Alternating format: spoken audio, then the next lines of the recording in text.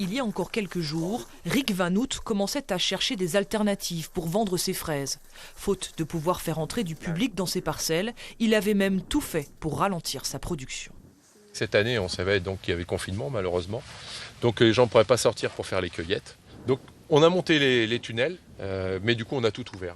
Ça permet de retarder un petit peu l'arrivée des fraises et du coup on sera en pleine récolte au moment où les gens sont déconfinés et pourront venir à la maison. Ici poussent près de 20 000 plants de fraisiers de 7 variétés différentes. Le travail de toute une vie qui ne pouvait pas disparaître sur décision préfectorale. C'est impensable de les perdre dans une époque de crise, de grosse crise sanitaire mais économique également. Et puis autre chose, pourquoi de grandes enseignes sont ouvertes avec des gens qui peuvent tripoter toutes les marchandises et où il n'y a pas plus de contrôle que ça, alors que vous avez des cueillettes à l'air libre, où ma foi, personne n'est confiné, où il y a de l'espace pour circuler.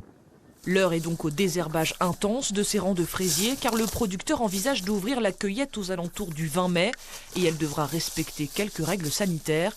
Chaque fruit mûr touché sera obligatoirement cueilli et emmené et même dans cet immense espace ouvert, les cueilleurs devront être vigilants.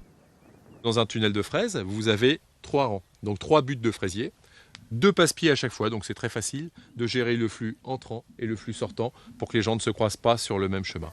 Rick Van Hout espère accueillir, comme les années précédentes, plusieurs centaines de personnes par jour et compte aussi sur la réouverture des marchés dans l'heure pour vendre ses fruits.